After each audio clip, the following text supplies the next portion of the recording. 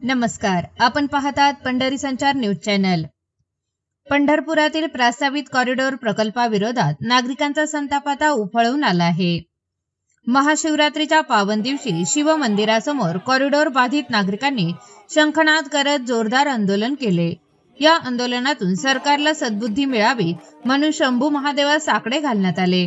दरम्यान या कॉरिडॉरच्या भूसंपादनाला विरोध करत डॉक्टर सुब्रमण्यम स्वामी यांनी महाराष्ट्राचे उपमुख्यमंत्री देवेंद्र फडणवीस यांना पत्र लिहिले आहे।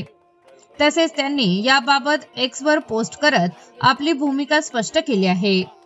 डॉक्टर स्वामी यांनी आपल्या पत्रातून नमूद केले आहे की पंढरपुरातील मठ, मंदिरे आणि रहिवासी घरांचे उद्ध्वस्तीकरण न करता व्यवहार्य पद्धतीने विकास करावा। कॉरिडॉरच्या नावाखाली धार्मिक स्थळे आणि नागरिकांची घरे पाडणे योग्य नाही, असा स्पष्ट इशाराही त्यांनी दिला आहे।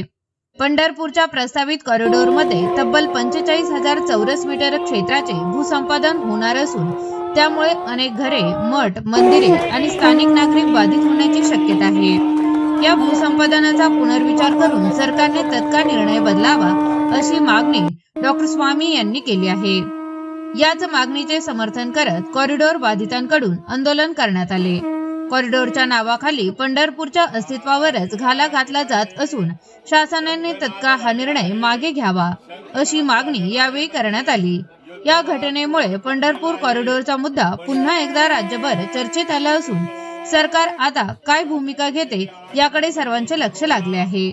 20 सालापासून या पंढरपुरात कॉरिडॉरची चर्चा सुरू झाली आणि सगळ्या प्रशासकीय हालचाली केल्या गेल्या, लोकांशी, बाधितांची चर्चा म्हणून चर्चेचा फार्स करण्यात आला।